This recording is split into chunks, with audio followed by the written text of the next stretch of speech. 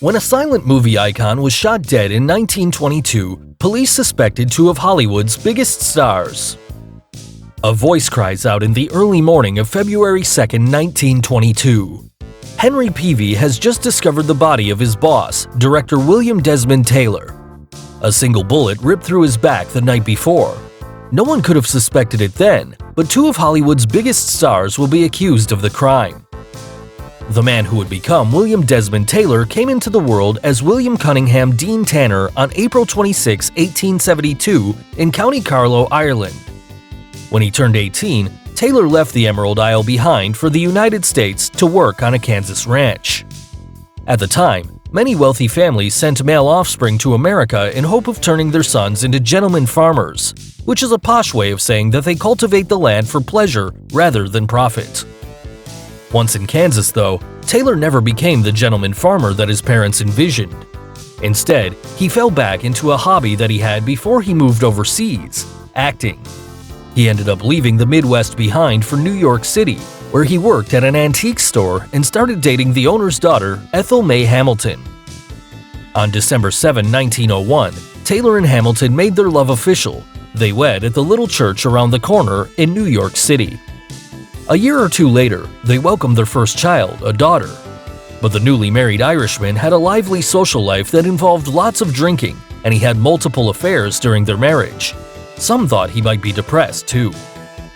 The couple's situation came to a head in 1908 when, in October of that year, Taylor abruptly vanished. He hadn't died or fallen victim to a crime, he simply disappeared. No one really knows what he did once he left his wife and child behind, but in 1912 he arrived in San Francisco using a new name, William Desmond Taylor. While in San Francisco, Taylor reunited with some of his New York City friends who gave him the cash he needed to get to his next destination, Los Angeles. There, he'd finally pursue an acting career, and he made a fast start. In 1913, he began working as an actor, and by the next year, he was directing flicks too.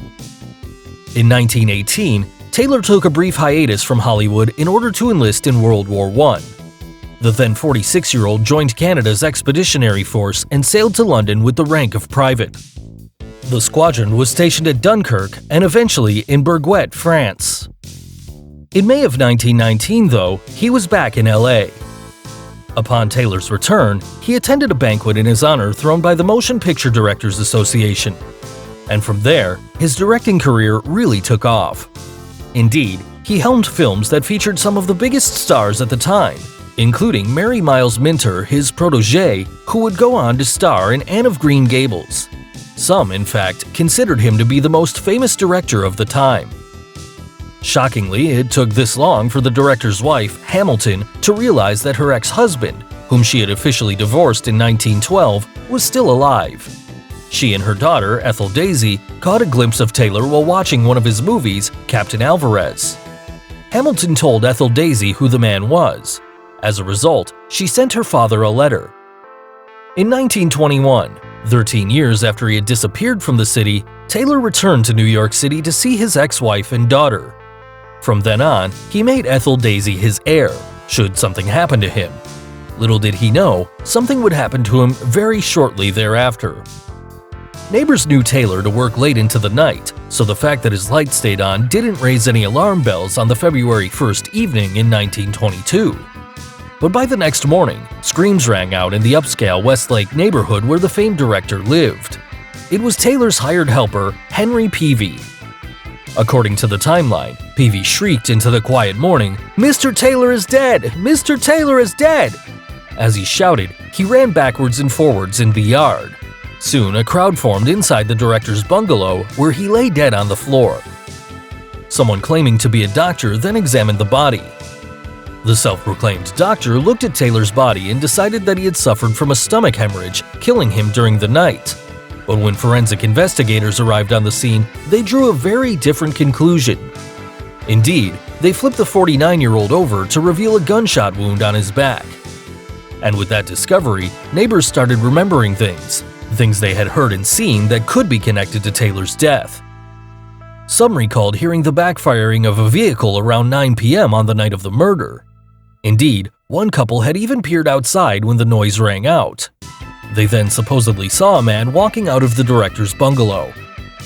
In the meantime, police conducted an investigation of their own. They too examined Taylor's body to find that he still had all of his valuables on his person, including cash totaling $78, which would be about $1,200 today. He even wore a ring featuring a large diamond. As such, investigators assumed the crime hadn't been robbery-related. What investigators did narrow down, though, was the suspect list, and the sensational roster of names and motives grabbed the public's attention. Soon, stories about Taylor's past emerged in the papers. People therefore learned that the famous director had once deserted his family, and they also found out that he changed his name from William Cunningham Dean Taylor.